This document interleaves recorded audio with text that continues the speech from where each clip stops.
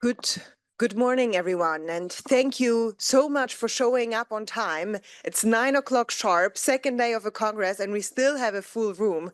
So it really shows also the importance of the subject that we are having today. As with the other panels, we will have two sets of speakers. So we are starting with two speakers that are now with me here at the table, and then after 30 minutes, we will have another three speakers that I will then introduce once they come to the table. There will be not only speakers in English, but also in other languages. So make sure that you have your translation devices ready for the other contributions. Let's begin with the panel. Questions will be asked. We will try to leave time for questions in the very end, after the first and the second part of speakers. So also, if you have questions to my first speakers today, please keep them in mind to be asked after the second round. Why do we have a panel on children and enforced disappearances here in the Congress? I guess for everyone here in the room, it's quite obvious that in all contexts where enforced disappearances occur, there's also children that are victims of enforced disappearances. And as the Working Group on Enforced and Involuntary Disappearances has pointed out in a general comment, and we will have among the second round of the speakers, one of the contributors to this general comment, so she would be able to tell you also more about it. The children are basically victims in three forms. So firstly, there are children of people that are disappeared. Their fathers or their mothers get disappeared, which impacts deeply their life, their everyday life, often for decades to come. Secondly, some of the children get born while their mothers are forcibly disappeared. So a woman gets forcibly disappeared while being pregnant, she gives birth, and then the child disappears. And thirdly, sometimes children themselves are forcibly disappeared, and we do see that in many contexts, that and then depending on their age, they are given away for illegal adoptions or disappear in detention centers in other countries. So this is the various aspects, various contexts in which children can get disappeared, in which enforced disappearances affect children. And today we will have a number of wonderful testimonies and experts speaking on this topic to explain us more about children and enforced disappearances from very different contexts and also different regions of the world. And my first two panelists are Swastika and Ismail MOUSSA. And Swastika is an indigenous woman who belongs to a family that experienced enforced disappearances. Due to her experience, she's committed to advocating for rights of families of enforced disappeared persons and their families in Nepal. She is currently working as a paralegal in Advocacy Forum-Nepal, which is a leading human rights organization in Nepal. She has been working on documenting enforced disappearances from the internal armed conflict 1996 to 2006, supporting specifically families that are affected by the conflict in preparing their legal documents and ensuring their active participation. One of the elements we know from all over the world is a huge challenge for families.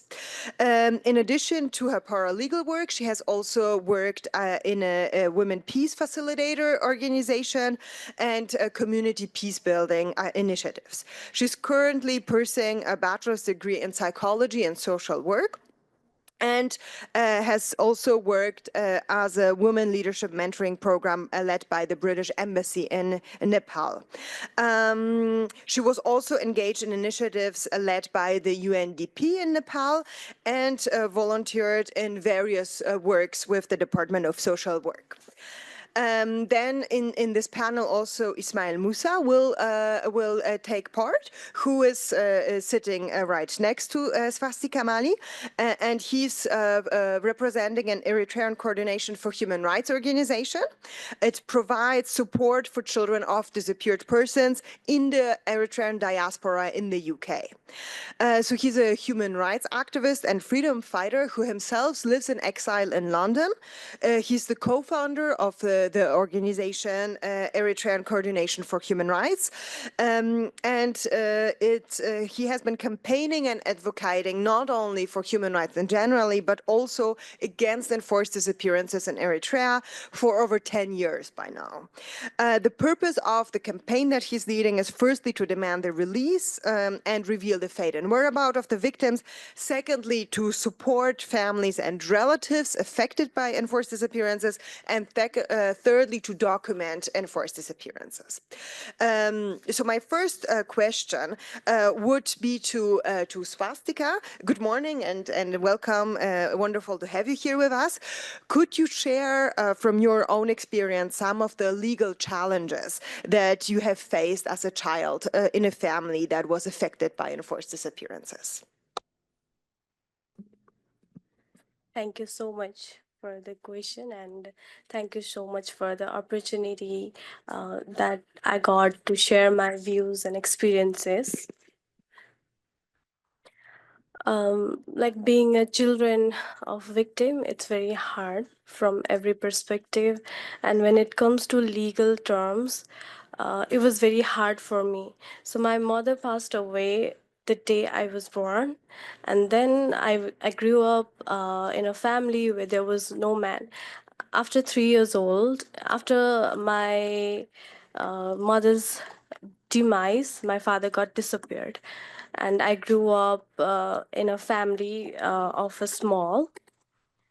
So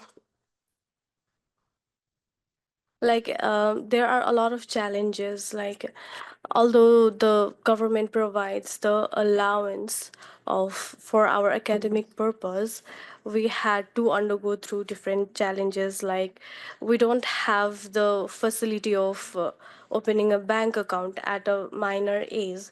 So at that time, for obtaining that allowance, we had to undergo through many challenges. Like when we go to the bank, they want my father or mother to be with us, but because of the absence of both, I couldn't get the fund allocated by the government at that time. So it was very hard to open the bank account. And similarly, when it came to my citizenship, the government authorities were not ready to provide me citizenship based on my father's, because they wanted to know whether my father was criminal. But since we don't know the legal status of my father, we were failed to give them a proof, and they sent us to the police station to verify that my father was a criminal.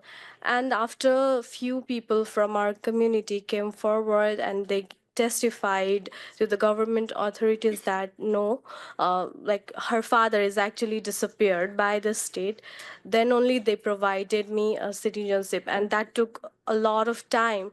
And similarly, like inheriting the parental property is very hard. In absence of my father, the property that we had was taken by my relatives, and they sold all the property and we couldn't do anything. And now when it came to the inheriting property, like we need to show them the death certificate of my father, and since his whereabouts remained unresolved, we are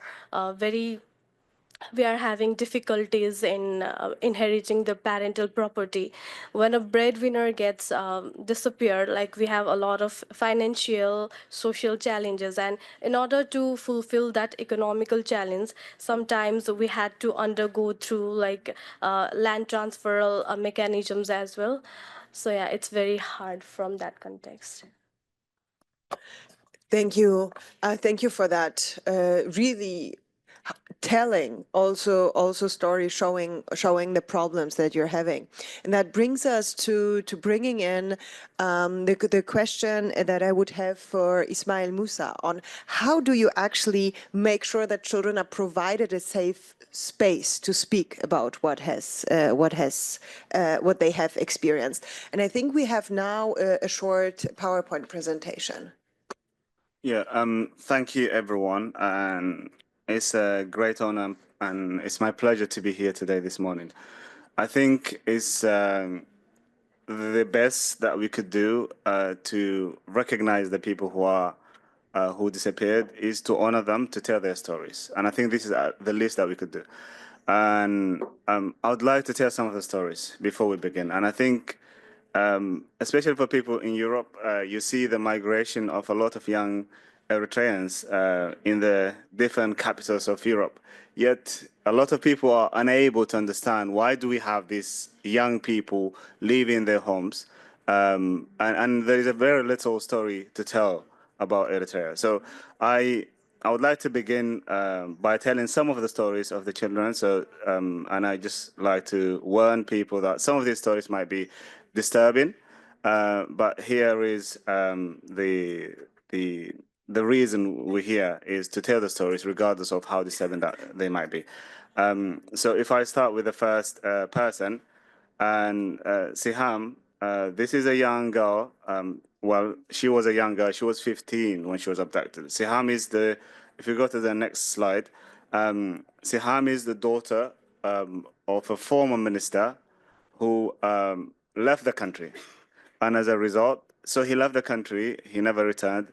Siham is a dual citizen. She's a US citizen and Eritrean citizen.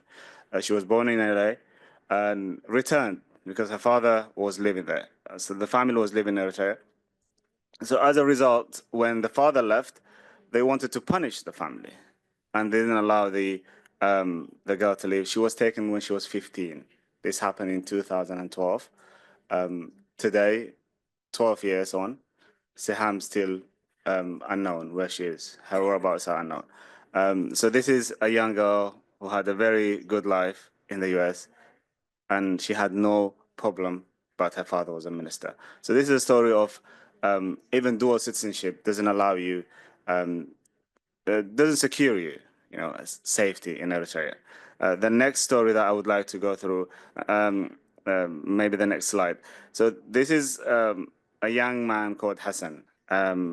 So this boy was 17 when he was taken. Some of these stories go back. So he was taken in 1994. So we're talking about 30 years. He's not 17 anymore. We're talking about over 45 years of age today. The next slide, if that's okay. And so Hassan, this is him. This photo was taken few days before he disappeared, and they were in a trip here, and it was posted by the person standing right next to him in the middle. So that person is his friend, and he spoke about this picture, and he said, "I never knew this would be our last encounter." So they were together in this place, and Hassan was 17 when he was taken. They came to his brother, so they were looking for his brother, but he was a witness to the crime of the disappearance of his brother. So he was in the same room. So rather than taking just the brother, they took both of them. We don't know what happened to Hassan. We don't know what happened to his brother until this day. So we're talking about 30 years of disappearance here. And majority of the stories, when it comes to Eritrea specifically, happened in the early to mid-90s. So a lot of the stories happened in the early 90s. The crime is ongoing. There are disappearances that happen almost on a daily basis as we speak today. It's a military regime, and it does everything. It does take people on a regular basis. But some of the crimes, some of the documented people that we have go back to the 90s. If we go to the next slide, I would like to go through. This is a very disturbing story of disappearance. Abdul Wahab, before I show you the picture and also some of the captions that I would like to go through, this is a 17-year-old boy. They took his father in April 1994. And what happened was he was taking care of the family, and then he was also asking about the whereabouts of his father. He was going to many places asking about where his father is. He became very disturbing to the state. He was questioning, he was asking. And then 2 years later, in December of 1994, H.I.J.O.S was taken. And here is, if you go to the next slide, here is what, so this is his younger brother, and this is what the caption reads. So this is the younger brother at the back holding the pictures, and he posted this on Facebook. And I will translate the caption in a minute, but he posted this on Facebook in 2021. He said, "From the far right is my grandchildren's maternal grandfather, H.I.J.O.S. He was taken on the 5th of December 1994. In the middle is my father. He was taken on the 14th of April 1992. To the extreme right, right, he says, is my brother, and he disappeared on the 5th of December 1994. He was 17 when he was taken. Carrying the picture is myself, Al-Hassan. I was 7 when my father was taken. Today, I have 4 kids, the youngest of whom is 5. So the child, I'm assuming today, 4 years later, the youngest of whom is 9. So the grandchild of a father who disappeared in 1992, today is 9. And this is a story of 3 generations who've been impacted by this. And I'm telling these stories because majority of these people have actually left the country, and there is a space for them to tell their stories and speak.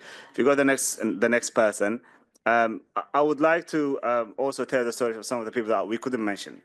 And the reason is their safety would be undermined if we had to mention. So why JNM? I'll go quickly through these stories. I interviewed Y, not knowing a lot about her story. Her mother was 7 months pregnant when her father was taken. She came to this world not knowing anything about the whereabouts of her father. And the encounter that she had, the way she knew about her father was in a gathering, in a wedding. And 2 women were talking, just like one of the women asked her, "Who are you? Like, what's your name?" And she said, "Oh, my name is so-and-so." And then the other woman said, "Oh, this is the daughter of..."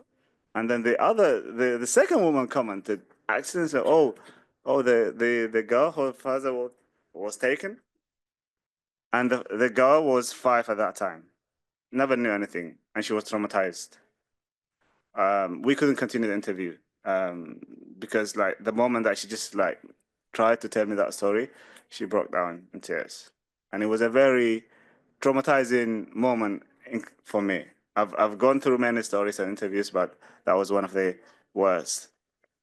Similarly, Jay is another person who was born, I think, 4 months after the father was taken, if I recall. And the same story. The whole family have left the country, yet they still have some of their family and relatives in the country, so they can't tell the stories. M is another person who I spoke to. I've known this person for some time, and I haven't known his story. And all of a sudden, he just called me. He's like, "Oh, I'd like to tell you about myself." And he was like, "My father was taken in 1994. They were actually not living in Eritrea. So his father left Sudan to go to Eritrea, and they were meant to return after independence. They were meant to return to the country, and his father was never seen after that. So this is another story of a young man who has actually 2 children at the moment as we speak, who lives in Europe as well. So this is another story, but the last story that I want to go through, maybe we'll go to the next slide quickly. The last 2 stories. So this is also another person that I personally grew up with, and I knew very little about him. His father was also taken in 1994. He left the country at the age of 17, and he was working, looking after his family, and all of a sudden, in the morning of one of of 2007, July 2007, he lost his life in Cairo, and then he was diagnosed with a heart attack. So they said it was a stroke or a heart attack. And this is the impact of what the family had to go through. No one knew what this boy was going through. He was 19 at that time. His name is Abdul Hamid. This is the only picture that I could get for him. There isn't any other picture. The last story that I would like to tell you, sorry, I'm probably running out of time, but the last story that I would like to tell you is about also captures and encapsulates what happens and how people are unable to tell their stories.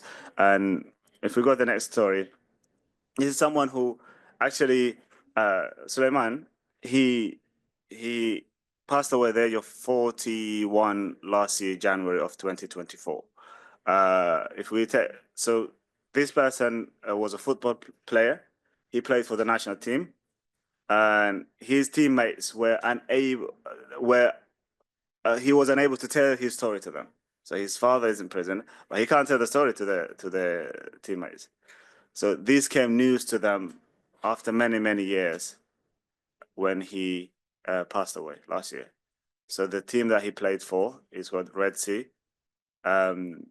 They had this gathering last year, and that's when a lot of his teammates knew about the fact that his family wasn't there. So these are some of the stories, and I think it's for me, it was important to tell some of these stories. I think at least to honor these people. And we're not talking about things that happen in vacuum. We're talking about stories that impact people and generations. And majority. So Suleiman was 14 when his father was taken, and he passed away at the age of 42.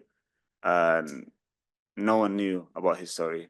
He was playing for the national team. People were cheering him up, yet not knowing his story. I would like to conclude here. Thank you. Thank you.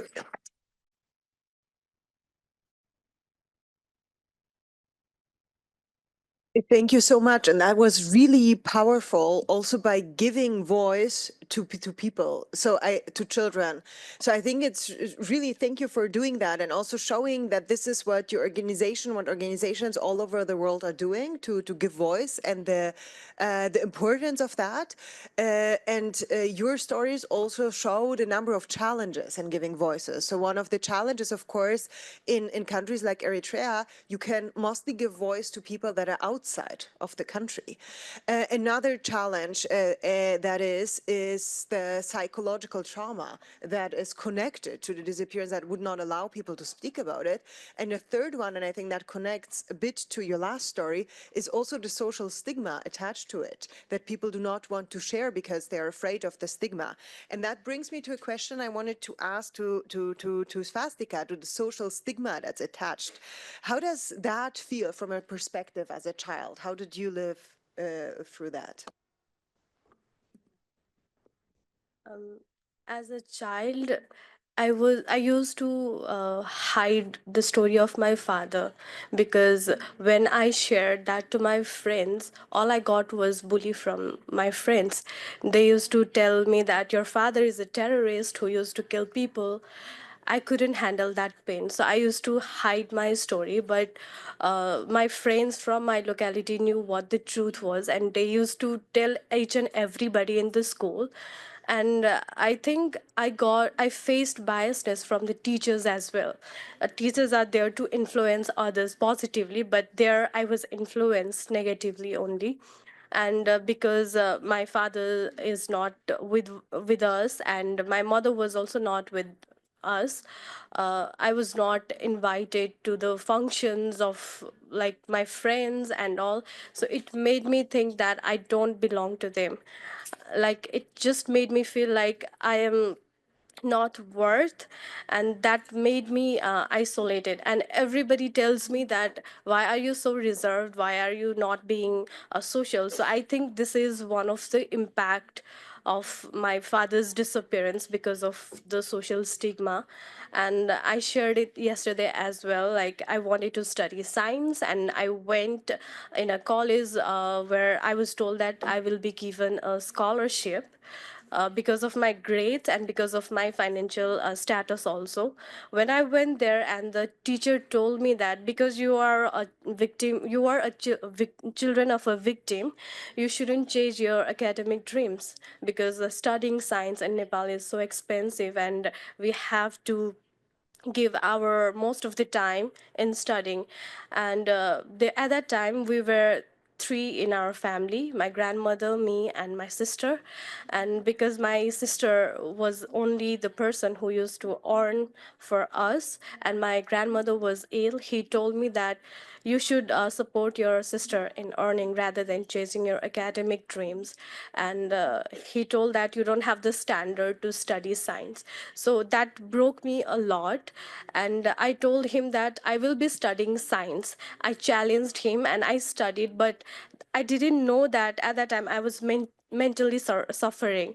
I used to have so many suicidal thoughts, and later I felt like he was right. Maybe I shouldn't study science because of the legal issues that I was facing at that time, and because of the financial issues I was facing.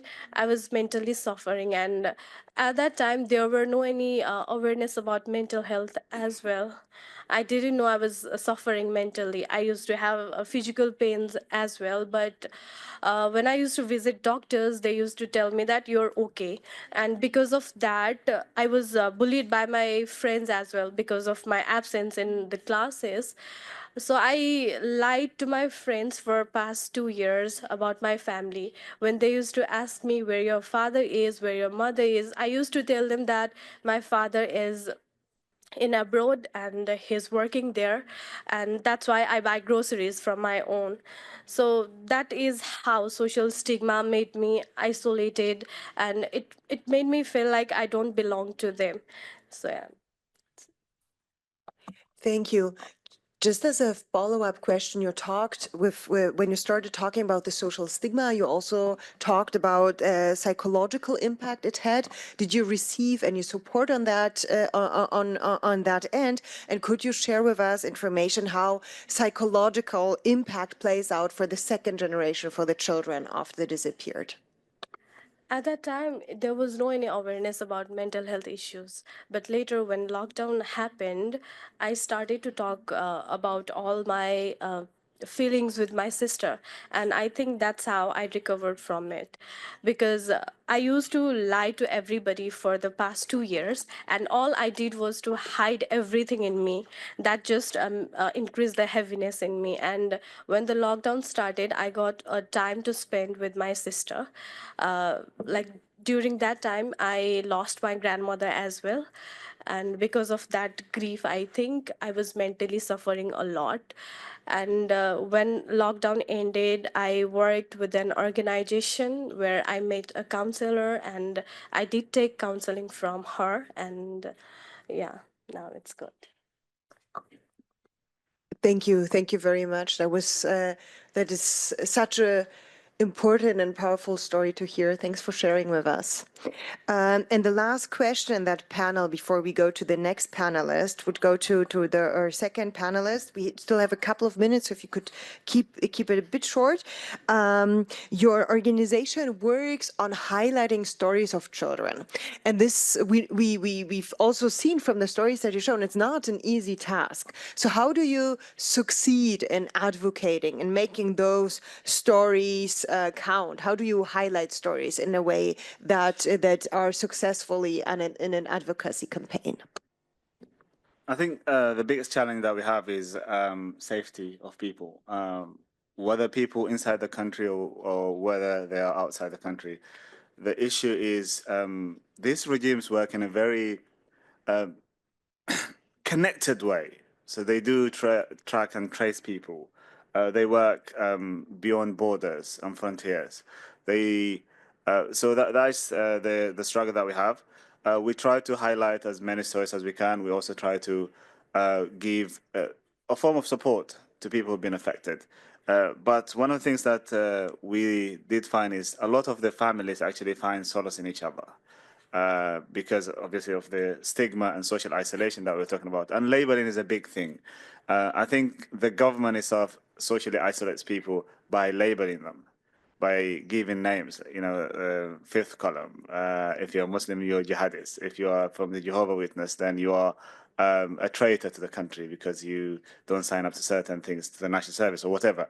So it's labeling and then socialization. So for us, working, obviously we all work from the diaspora, from exile, and the only way is just like to connect to people, to communities, and tell the stories even anonymously. And most of the stories were told anonymously. Most of the stories, actually, we haven't shared majority of the stories.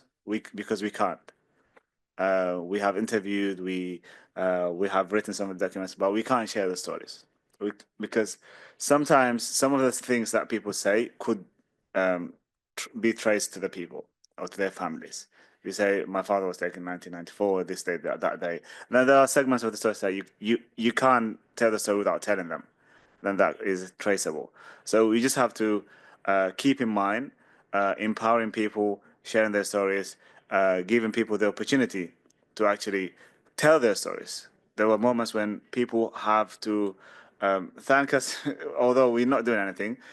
But the stories have been, brewing for many, many years. And when the moment comes and people are telling their stories, that's the moment of relief for them, moment of like, someone is here, can hear the stories. So it's a challenging task, and there is no easy or straight answer for it. Every story is different from the other, and you deal with the story as it happens. Thank you. Thank you.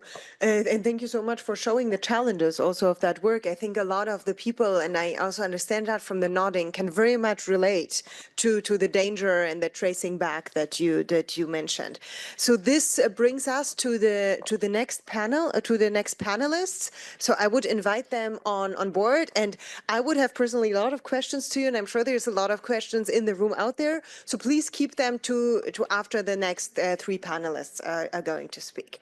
So I would the panelists that are joining me now in the panel are Martin MOZE from Argentina, who's he's.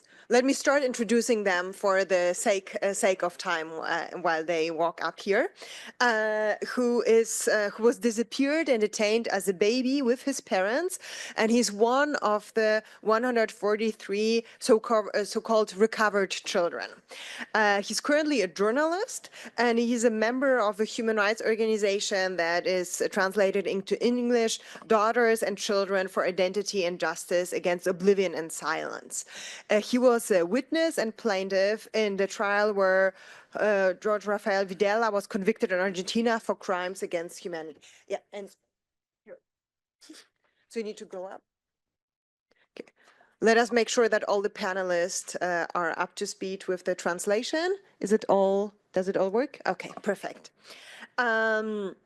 And so, as I said, he was a witness and a plaintiff in the case of a conviction of crimes against humanity during the genocidal civil military dictatorship. And next to Martin, we have Mariela Cifuentes Rodriguez, or Coline FANON, who's, and I will explain right away why we have two names. So she was born in Guatemala during the internal armed conflict in 1986. She was kidnapped just 2 days after she was born and was transferred to another hospital without the consent of her mother. The doctors have told the family that that the baby has died and was buried in a mass grave, and that there was no possibility to retrieve the remains of the baby.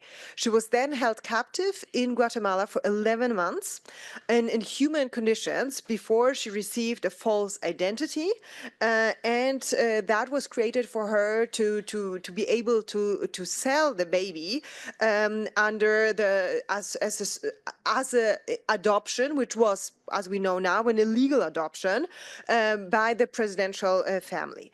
She was adopted by a Belgian family who followed the legal process and was not aware of what has happened back in Guatemala, and gave her a new name. That's the second name that I used introducing her, Coline FANON. In 2017, so that's not that long ago, she was finally reunited with her family. and discovered the truth about sale of children through illegal international adoptions. She created a foundation and wrote a book, Mama, I'm Not Dead, which is available in French, Spanish, and Dutch. And the book is currently adapted for cinema, so we're all looking forward to seeing that, hopefully. She practices in a criminal field in penal law in Belgium and dedicates all of her free time to the fight of a recognition of illegal adoptions. She participates in the reunification of Guatemalan biological families with European and Canadian adoptees and divides her life between the two countries she feels connected with, Guatemala and Belgium. She's also a civil party in Belgian legal proceedings, still under investigation as a victim of human trafficking. And then the third panelist that we have the honor to have here with us is Giovanna BIANCHI, PhD, who is a psychoanalyst in a private practice here in Geneva in Switzerland. She obtained a master in political science from the University of Bologna and a PhD from the University of Padua. And she worked as a human rights officer with the United Nations for almost 3 decades, mainly in the field of victims of enforced disappearances. At the Office of the High Commissioner for Human Rights, she worked, among others, as the secretary of the Working Group on Enforced Involuntary Disappearances, the secretary of the Committee on Enforced Disappearances, and the secretary of the Consultative Committee. She authors articles, speaks at international conferences, lectures in academic and professional contexts, and has a psychotherapeutic, psychoanalyst approach to the treatment of victims of human rights violations. And she recently edited a really important book that she has with her today, Psychoanalytic, Psychosocial, and Human Rights Perspective on First Disappearances. And I think we also are lucky to have it here with us at the panel, so you can all take a look at it as well. So I would start with giving the floor to Martin MOZE. Could you share your experience on the transgenerational impact of enforced disappearances? And specifically, we would be interested, Argentina is the country where the right to identity has been developed, very much in the context of transgenerational truths and impacts of disappearances. Could you also tell us what this right means for you?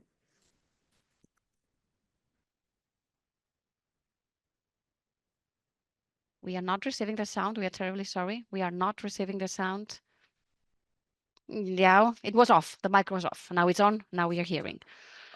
So the last time that we were together as a family with my mother and my father was in a concentration camp in the dictatorship led by Jorge Rafael Videla, in order to understand my story, the story of the mothers and the grandmothers, the mothers of the Mayo Square, May Square. We need to understand the context in which this happened 50 years ago. Almost 50 years ago, Argentina suffered a lot of coup d'etat, but the one that happened in 1976 had a biggest magnitude in the Condor framework plan in the region. In Argentina, the dictatorship caused the enforced disappearances of 30,000 people thrown alive from airplanes into the ocean. 14 women looking for their children realized that in an isolated way, they would not be able to achieve anything. So they decided to create a group. And this is how the mothers of Plaza de Mayo, of the square of the month of May, were born. And then in the 800 centers that were clandestine maternities, where they kept the mothers alive until they gave birth to the children. They were assassinated when the babies were born, and then they were selling the babies. They created the association Grandmothers of the May Square in order to restore the identity to these babies that were stolen and sold.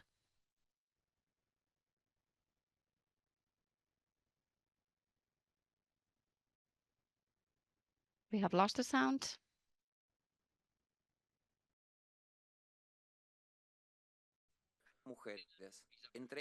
We got back the sound. So they were brought to the ESMA concentration camp. They were tortured and they were thrown into the ocean. And we are here today in the first Congress about enforced disappearances, and the mothers, as every single Thursday, winter, spring, no matter what, they join and they go to the square. We lost the sound. We are terribly sorry again. The connection is very bumpy. We don't know why. And it was the foundations of the sentence to the dictatorship. There were other coup d'etats, and there was an economic establishment and the pressure for their economic status, and the impunity came back. It means that only the ones who gave the orders were the ones who were sentenced.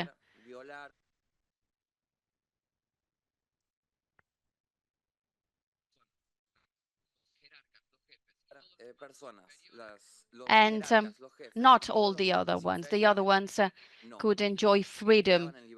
And then if it was not denounced until a moment in time, then it sort of expired. And you could not denounce it. And then with Menem, the killers were exonerated, and the grandmothers still met there. One of the grandmothers realized that thanks to the DNA, they could locate the relationship between a child and their father. So they went to New York. They met Clark King, a genetist, and they asked her if it could be possible, with a lost generation in between, to make this genetic connection. This research took 2 years, and then the genetists could do it, and they could trace the grandmother DNA, and then we generated the National Genetic Bank in Argentina, thanks to a team of anthropologists and a lot of professionals and organizations. All the information that we had about the relatives looking for disappeared people. We had information that there was a baby that was born in this maternity and this center, and then we could make this we could establish these relationships and these links. And then in this context, this is where our organization was born. We are H.I.J.O.S, and to fight against silence and to prevent forgetfulness. We keep on losing the sound. We don't know why. Far right. Y actualmente enfrentamos un contexto preocupante. And currently we are faced with a worrying context. Y no es solo en Argentina, es mundial. And it's not only in Argentina, it's at the global level. Como Vox en España, como Trump, Vox in Spain, etcétera, Trump, etcétera. etc. El avance de políticas regresivas negacionistas The advance of repressive and negationist policies y de sectores que promueven la deshumanización and sectors who promote dehumanization con discursos de odio with hate speech, y, por ejemplo, con diputados y diputadas de mi ley and for example with the members of parliament of Milei visitando en la cárcel a condenados por delitos de lesa humanidad, who visited the prisons, who visits people who were condemned for crimes against humanity in prison, pretendiendo cerrar los espacios de memoria pretending to close spaces for memory, despidiendo a sus trabajadores, firing its workers, peligra el Banco Nacional de Datos de Genéticos de las abuelas de Plaza de Mayo, jeopardizing the genetic database of the grandmothers of the Plaza de Mayo. y aquí hago entrega del informe elaborado por abuelas de Plaza de Mayo And here I want to, I'm going to say a few words about the report prepared by Abuelas de Plaza de Mayo, the grandmothers of the Plaza de Mayo, presentado por Carolina Villela, coordinadora del equipo jurídico, presented by Carolina Vidella, who is the coordinator of the legal team, y la nieta restituida, nuestra hermana Claudia Poblete Laxic, and the granddaughter who was recovered, our sister Claudia Poblete Laxic. Laxic, donde nuestra presidenta de Abuelas de Plaza de Mayo, Estela de Carlotto, whereby our president of the grandmothers of Plaza de Mayo, Estela de Carlotto, nos pidió que hagamos un llamado al mundo a que mire lo que está sucediendo en Argentina. asked us to make a call to the whole world, for the whole world to see and look what's going on in Argentina. Comparto con todas las organizaciones, I'm sharing with all organizations, estados e instituciones comprometidas states, and engaged institutions, este relevamiento sobre medidas regresivas en materia de derechos humanos those regressive measures in terms of human rights y de derecho a la identidad. and in terms of the right to identity. Actualidad sobre las políticas de memoria, verdad y justicia en Argentina. What's going on currently in Argentina with the policies related to memory, truth, and justice. Este es el informe que hoy les compartiré a todas y a todos para que se lo puedan llevar de forma digital o en papel. This is the report which I will be sharing with you all today, so you can have a copy in digital or hard copy. Y por último, And finally, el delito de sustitución de la identidad, the offense of substitution of identity, hasta tanto no se conozca la verdad, as long as truth remains unknown, se sigue perpetrando. it remains being perpetrated. Tenemos que unir esfuerzos We para have- que no se roben más We have to bebés join forces so that more babies don't get robbed en ninguna parte del mundo. in any part of the world. Muchas gracias. Thank you very much.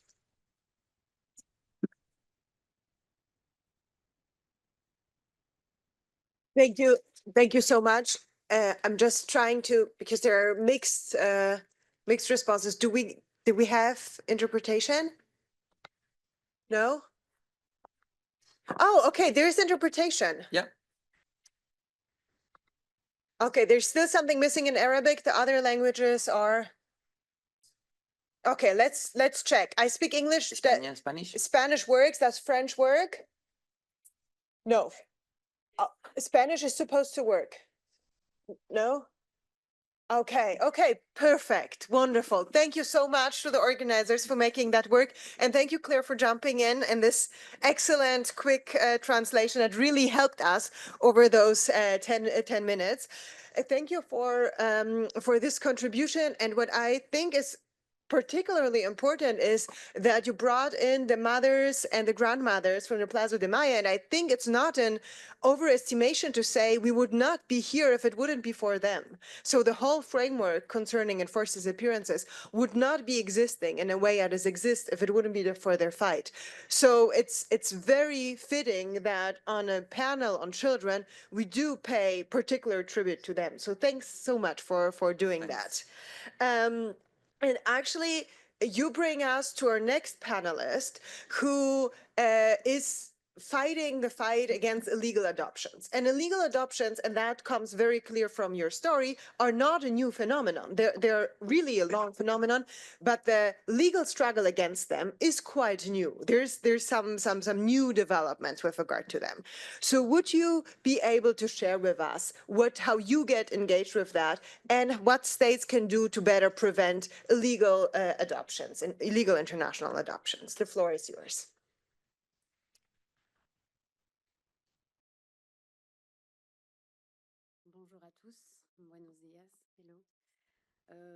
Good morning. I would like to thank the organization for inviting me. It is an honor to represent the victims from Guatemala. I would like to begin with a joint declaration about international adoptions.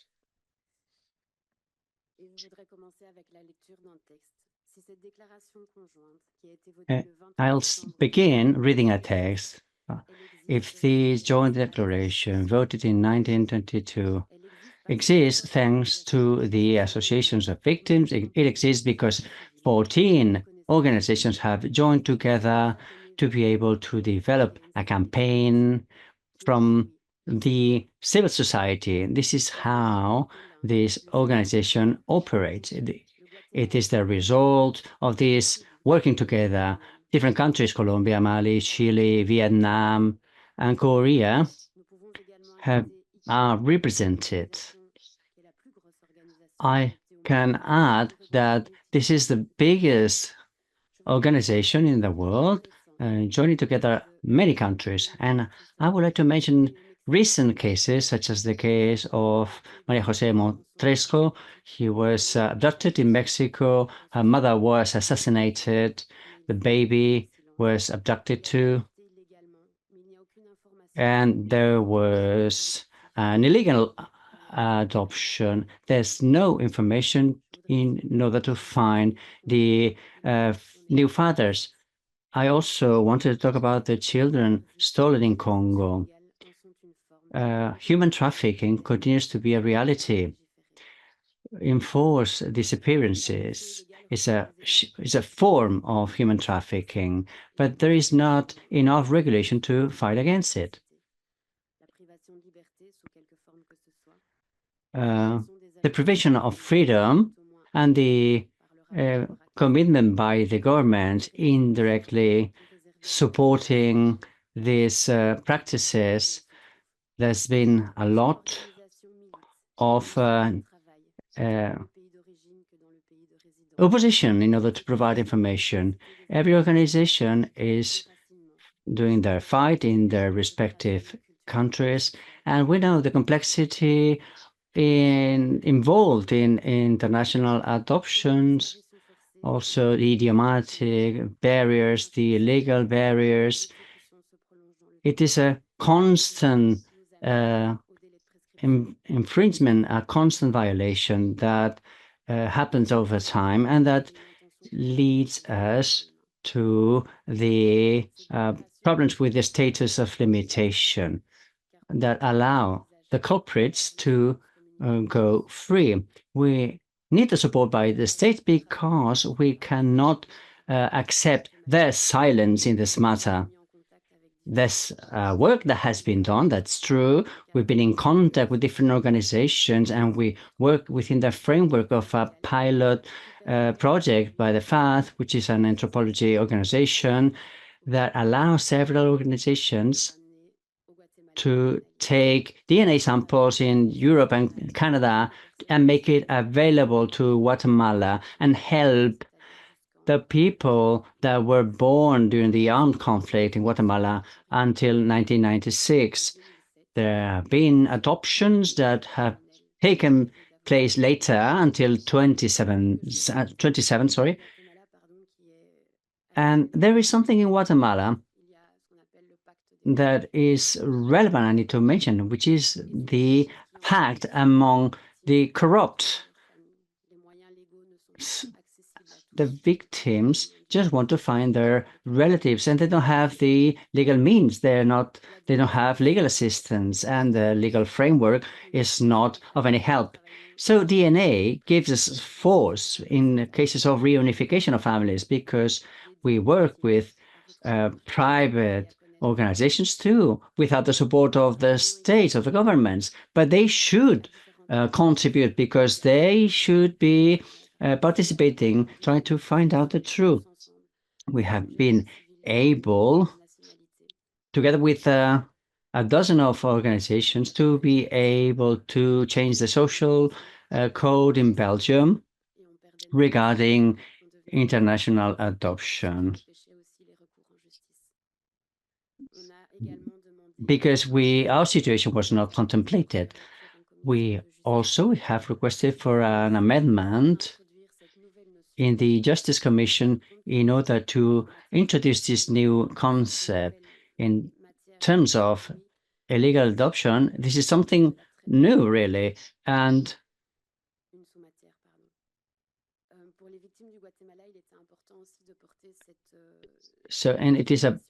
it is related to human trafficking as well. So for Guatemala, it was important to have international information available due to the specificity of the identities of the victims. It's not only the adoption that caused a change in name, it's also names and birthdays that are not real, are made up, and this makes things more complicated. And Guatemala is one of the countries most impacted in terms of human trafficking. There was a case in 2009 where the victim was able to regain contact with her mother, but he hasn't been able to meet his father again. But this alleged mother was not her real mother. So these legal proceedings are part of the Convention and the European Convention of Human Rights, and there are many articles, and I want to mention work done by the WGEID University in the adoption clinic from Paris that have given support in our work and in our research and investigation. I think this work is available and can help other victims. There's also, regarding the joint declaration, I think that the involvement by the governments needs to be highlighted, because the victims need to be able to have the support by their states. It's not their job, it's not the victim's job to find out. And they need the support of the governments and journalists as well, because journalists are the whistleblowers. And in the case of Guatemala, again, we know this happens in other countries, but we know that being a journalist in Guatemala is very dangerous. It's very risky. And their lives are on the line many times. There's a lot more I would like to say, but in any case, it is an honor to share with you this information. I congratulate the work done around the joint declaration, and thank you to all my peers. Thank you. Thank you so much for this important contribution and showing us so many challenges still ahead of us. So there's so much your organization has already addressed and so much that still needs to be done for many families and people around the world. Thank you. And our last panelist today has vast experience in working with victims of human rights violations and specifically on enforced disappearances, both as an officer of the Office of the High Commissioner and as a psychotherapist. So this is really an intersectional approach that we are benefiting from today. So what would your experience and your thoughts after working of decades of working with victims of enforced disappearances would you like to share with us? Thank you, Grażyna. And I would like really sincerely thank the organizer, also for their creativity. To organize such a World Congress, it takes years. And it's very, thank you, it gives a lot of hope to see that all together it's possible to always bring this frontier forward. So I think the organizer made an incredible work. I became a psychoanalyst and psychotherapist because of my work as a UN officer with victims of disappearances. It was just not enough to go on mission and tell a mother, in 10 years we will have a law. Yes, a law is very important, but what to say to this mother in that moment? And there I didn't have the words, and I was traumatized myself. And that's how I started to start this psychology from scratch, just to see this world with different eyes. And I'm extremely humbled to be here today because what I can bring is an experience, but is not comparable to what others talk about, which is their own life. This is a life I've chosen. They didn't choose this. That's a huge difference. I wanted to say a few things about children as such, and I will cross-reference with what it was said to reply to your question. It's interesting to recognize the role of women. The general comment of the working group on children follows the general comment on the working group on women. Because our experience when we were at the working group on women was that in front of us were women, not as victims, but as resilience. Women who gives life and want to find life until the end. And it's from there that then women, and then there is the association with children. So it's really thanks to the work of the Abuelas de Plata de Mayo that the experts met so many times that also this general comment came into being. When we talk about children, indeed, it's a psychological span that goes from 0 to 18. So it's very different, the cognitive and emotional development. And so for each of the three cases that you presented, children victim of enforced disappearance, children born in captivity, children whose primary carer were victim of disappearances, we should have subcategory. How does a child between 0 and 2 years and a half live this? How does a child from 2 to 5 live this experience? From 5 to 12, from 12 to 18. And another thing to say is now in psychology, the notion of being an adult at 18 is a legal notion, but is not a psychological notion. We know that the prefrontal cortex, which helps cognitive to understand experience, is not developed until 21, 25. So if we look at this from a psychological terms, it means that many of the disappeared were young political activists in their 20s, psychologically were children. Psychologically, they were still needed the protection of their parents and couldn't have it. So that's an enormous window on the enormity of the trauma they went through. What is terrible in enforced disappearances is that our brain mainly functions with predictability. I knew that I had to prepare for this, take the train, maybe take the train earlier because there can be a delay. I will be a little bit stressed. I have my notes. All this is predictable. We live our life on predictability. It's a function of the brain. There's nothing predictable in enforced disappearances. And that's why it really shattered the conception of reality. It also confronts us with evil, but pure evil, the evil at the unconscious level.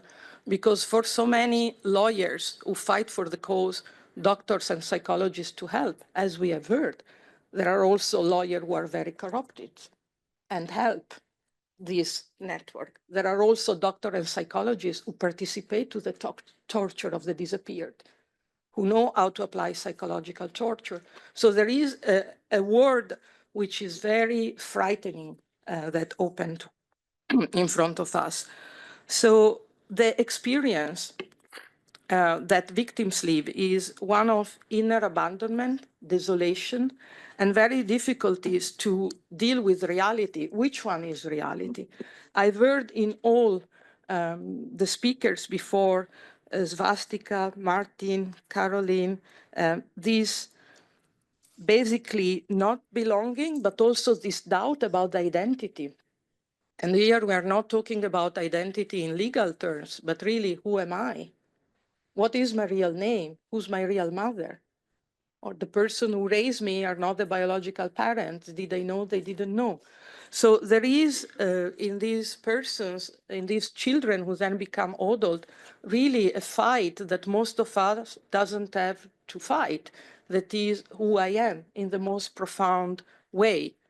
You know, where do I come from? Where do I belong? Who I am? What I bring with me of my own family. And this is basically, so a false self is developed, and it takes a long time and long years of therapy to go through what is called a cognitive dissonance. Cognitively, the brain tells you one thing, but the emotion and the unconscious and the doubts, they're telling you another thing. And this is a fight of every day.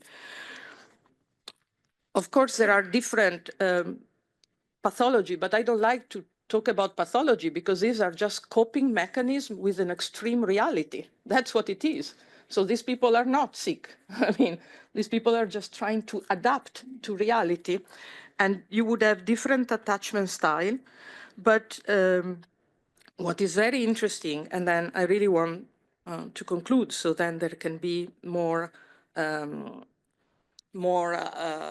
space for debate, is that the extent of damage can take place at the level, really, for example, of the fetus of a woman who is held in captivity and knows, so with years, you know, in an extreme, terrible environment, and she has to deliver her child like this, and then it's taken away. The child, even as newborn, receives fear, anxiety, terror, and this is passed on. And it's more difficult to elaborate when this experience happens in a pre-verbal stage, because there is no capacity to tell what has happened. And this is where the somatic symptoms on the body are much more higher. So the more the trauma happens when the child cannot speak, the more you will have consequences in the body, because it's the body who takes on this. So it's very interesting, and on this, I really conclude the experience of that Martin brought, and Martin is one of the many, and we are so privileged to have him here. He said 2 or 3 extremely important things. Context matter. Enforced disappearance is so violent because it's against the social pact that we expect state and authority to guarantee order, to protect. And then it's against exactly the contrary. So victims don't know where to go, you know? So he's also talk about the collective action and the impunity. So people in the same situation, and in that case, victims tend to congregate just to help each other. That's how families start to build a connection and start the collective action. But they also attract people who have a similar soul, lawyers, judges, academic, artists that join the cause. That's how the collectivity becomes bigger and the memory is built. And this is an example of intergenerational transmission of trauma. We often hear about transgenerational transmission of trauma. Is like when in a family there is a secret, and nobody wants to talk about it. And it's a shame to say, my father disappeared. It's a secret.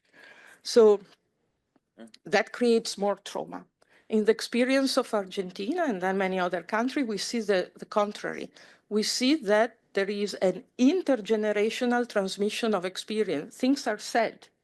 There is a clear distinction who's the victim and who's the perpetrator. There is no shame. That takes a lot away from the shoulder of victims, but that also builds a memory which is collective, because enforced disappearance impact the children and the society that these children will be able to create one day. They are the future. So what are they going to create? So in a way, this work of memory is a work of search in the archives, but is a work for the future, because it's a reminder of how terrible human beings can be, how inhuman they can be to each other, and an effort to build exactly the contrary. Thank you. Thank you.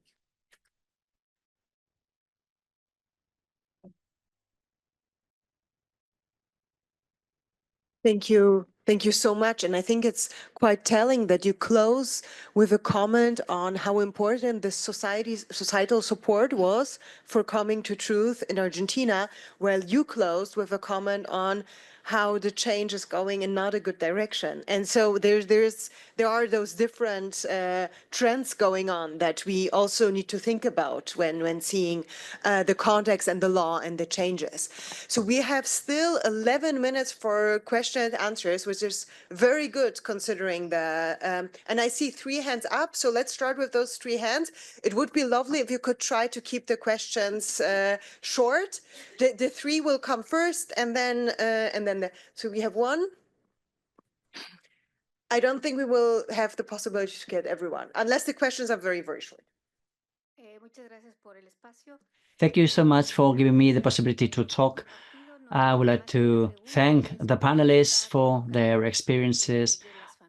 Rather than a question, I just wanted to make a comment by families that have been able to work with children and teenagers that grow in a family where one of the relatives has disappeared. This would be the 4th situation where the childhood and teenagers are impacted by a disappearance, where women looking in Mexico, we need to go to the fields and scratch the earth and dig, and the teenagers and the children need to stay at home alone.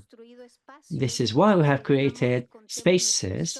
We call them Tell Our Story, where rather than being a protection for us, it's a space for rights, a right to participate, a right to be listened, a right to speak up, and move away from this adult focus, this focus on adults, and give the floor to the children.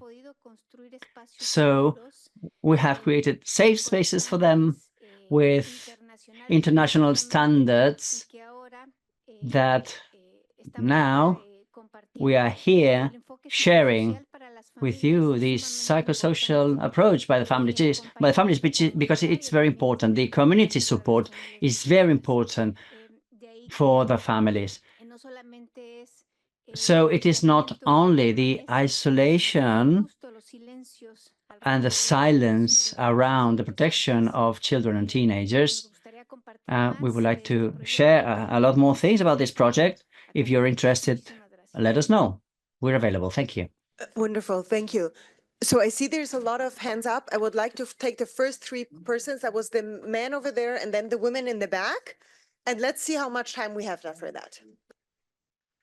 Good morning. My name is Jimmy Tyden Gonzalez, and I am representing the 50,000 children, myself and my friend here included, that were stolen, disappeared from Chile. I met my mother 42 years after my birth. She was told that I was dead as a baby, very similar to your story.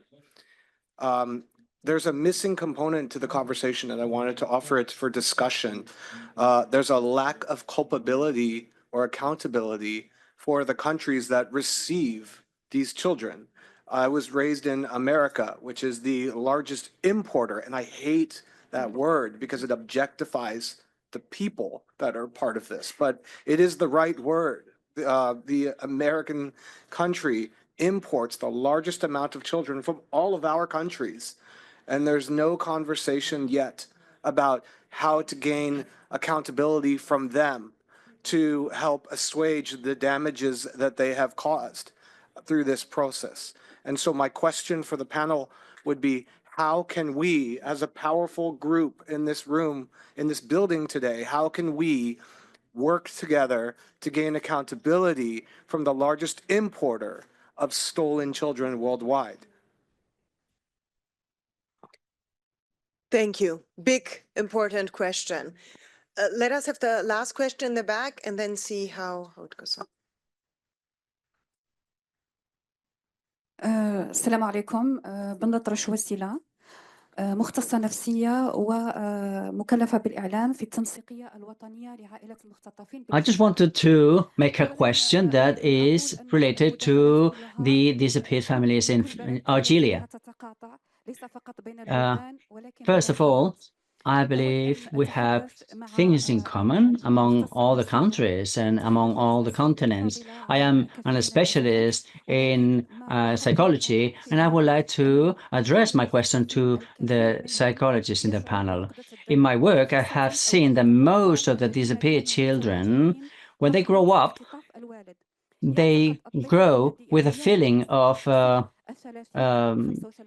they blame themselves because they have left their parents behind. When they are 30, sometimes they consider that maybe they could have done more to protect their parents, or maybe they could have protected their family, and they feel with this culpability. And it is even worse. Many of these children today have grown up in an environment where they are chased. A few days ago, I was contacted by a victim of enforced disappearance, and he said he was suffering the psychosomatic consequences, if you like, due to the suffering he has accumulated throughout the years, where he has become aware of the disappearance of his father. He doesn't really know if his father is alive or not, or if he has been executed. He doesn't know. Therefore, they grow without knowing who is the people responsible of the whereabouts of his father. He's suffering constantly, and sometimes they go to the social media to ask for information and responsibilities regarding the whereabouts of his fathers, and he suffers threats through the social media. Sometimes they are accused of being the children of terrorists. So my question is there any mechanism that we can put at the service of the children of disappeared people so that they can find the whereabouts of their loved ones? Thank you. Thank you so much. We will not be able to take any more questions. My apology. We lost time due to the translation. Sorry, if I want to give the voice back to the panelists, I cannot take any more questions. We have 4 more minutes. So who from the, we could give each of the panelists back the voice for 30, 40 seconds, or choose the ones. I would rather give everyone the voice back if that's, if you're, let's go in the order that we had. You can react to the other comments very shortly, unless you don't want to. I think I would like to quickly comment on. Oh yeah, I understand. I would like to quickly comment on the last one, which is more about labeling, and I think it's something that we've heard a lot, and it's been used systemically to isolate, to torture emotionally. Okay, thank you. Can you hear me? Yeah. So I think about the labeling, I think I mentioned it briefly, but it's something that we hear a lot and a lot. And I think it's a systemic way that governments use to isolate people and to torture people. One thing that I would also like to add to the conversation is we have an incident of a child who witnessed the death of his mother. She identified the people who came. The people were related to them in a way, but they were part of the security. And they so they had a baklava, so she removed that, and when she removed, she knew it. So when she identified the person, they just had to shoot her. So these are incidents that happen, and the person has been traumatized by that. He's in his late 30s now. So these are things that happen, and I think it's common. So I'm not sure if there's any way of dealing with that. But I thank everyone for the questions as well. ¿Sí? Well, the question and other contributions that go on the same line, I think it is very important that we understand. We have a song in Argentina that says you have to get out of your internal hole. the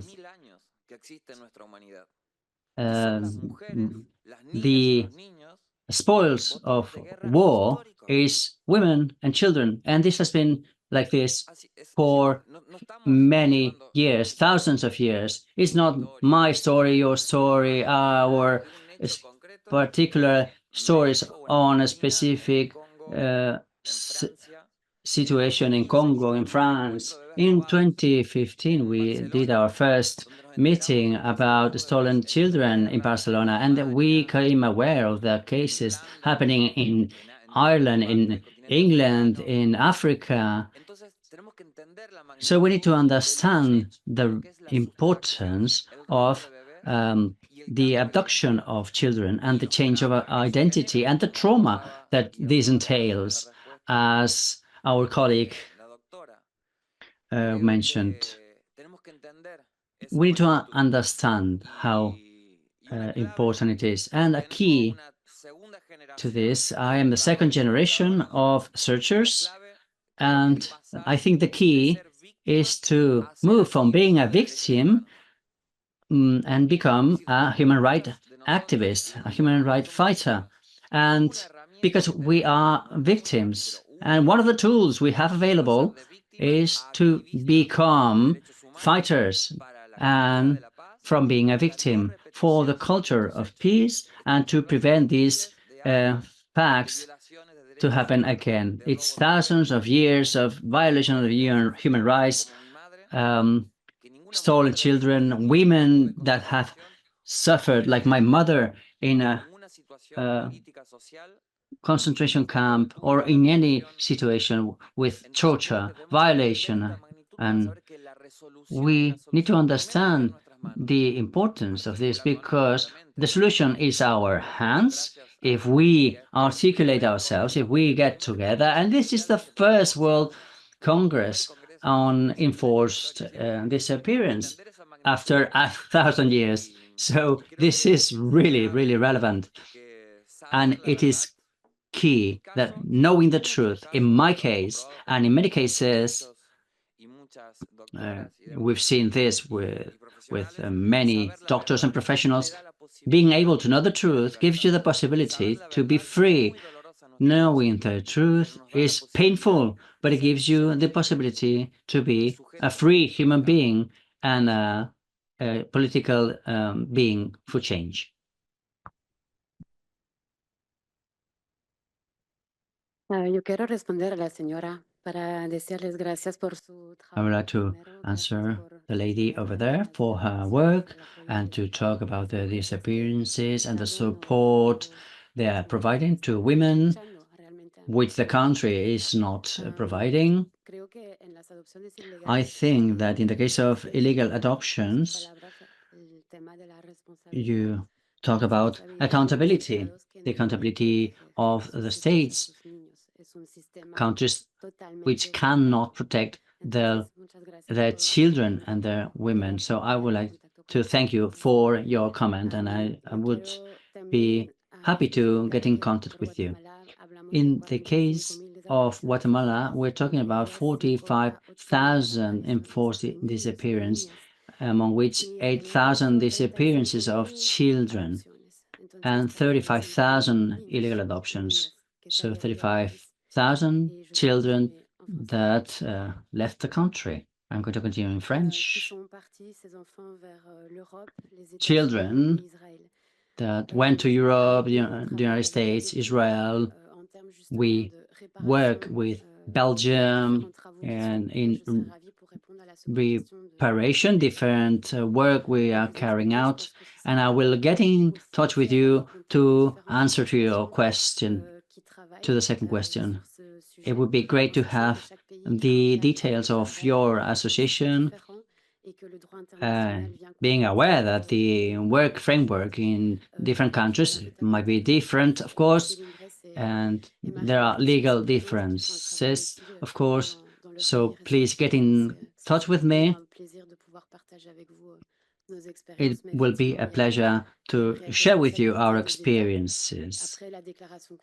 And I think there's a real responsibility by the countries after the joint declaration, and we have legal tools that we could be using. Extremely brief regarding the question on the guilty feelings.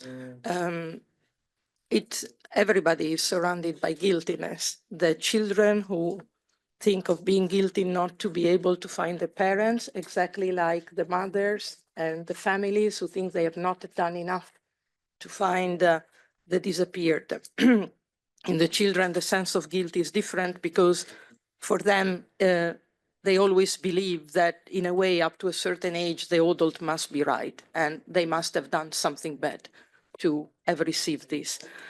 This is very briefly, but we can exchange then in separate.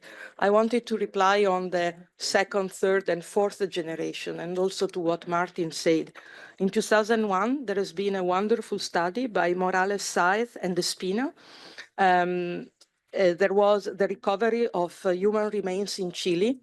11 people were found, were identified. So 70 bodies were found. People disappeared in 1973, and the bones of 11 people were found.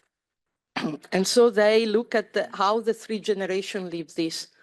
So for the first generation, either mother or sister or brother, that was basically having this bone, this piece of remain, meant the fragile representation of the person who existed and a validation of the reality, and was a lot of a personal belonging. For the second generation, so they lived the loss. The second generation, who didn't know the person disappeared, but always heard about this uncle or this presence, was a void. We speak about this person, but there is a void. The person is not there. So for the second generation, founding the remains was giving materiality to death and was complete the family history. But then for the third generation, and then we come to what Martin says, that was having to do with political truth and with collectivity.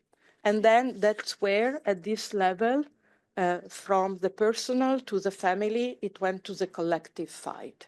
So they were distant enough from knowing the person who disappeared, but having heard so much to be able then to restitute at a collective level. So I can give you the reference of this study. It's very, very interesting. Thank you. Thank you so much. And the organizers were so kind to give us a couple of more minutes because I saw that there is really a lot of interest to share. So if those that would like to share something, if I can only give you the voice if you really, really speak very, very shortly. And I'm not sure we will have the voice. 2 more minutes I'm given. Okay, so then we will take only the 3 voices from the first floor. I'm very sorry about that. Keep it very, very short. There you go. Right, I've just got a big question and I'm going to keep it really to the point. No. Is that better? Brilliant. I come from Indian occupied Kashmir, which we all know has been occupied for the last 75 years, with over 8,000 adult recorded disappearances. My question is focused around the children, both the direct victims of enforced disappearances as well as the indirect victims.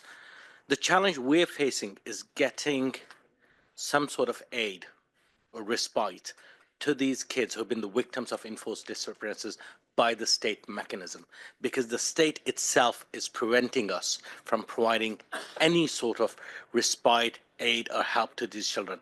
What is your advice as an international community? How can we reach out when the state itself is against us with over 100,000 armed forces? I mean, I've got verified list of 17,000 juveniles that were imprisoned, enforced, disappeared by the Indian Army, and we can't actually reach them. Thank you.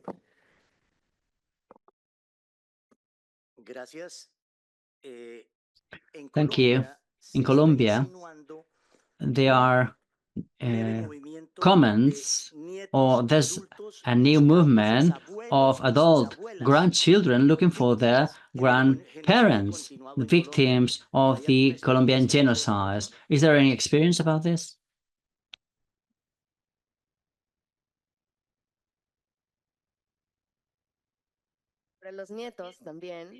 Grandparents, what reflection is there about intergenerational work, the mothers, the grandmothers, the children, and other grandchildren? What experiences do we have, and what can we do? In Mexico, in the case of Ayotzinapa, we discovered that one of the students was the grandchildren of one of these person disappears in the 60s, and in the new waves that are happening in our countries with disappearance due to repression, we need to have a collective historical learning so that childhood is only being a victim, having a trauma, but rather getting the possibility to have this historical approach. Thank you. Thank you so much. And I'm really sorry, but I have this ungrateful job that I need to finalize and put a stop to it. What I want to say is, let's use the coffee break to continue our discussion, but this Congress is supposed to be a beginning. It's not just on this Congress that we are discussing, but we are in touch, we have the connections, and we will continue our talk and continue within the next months and years to come. And I want to close with a big thank you for all of the testimonies and all of the children of the disappeared, not only here on the panel, but also in the audience and all over the world. It's really, thank you for the bravery. And for the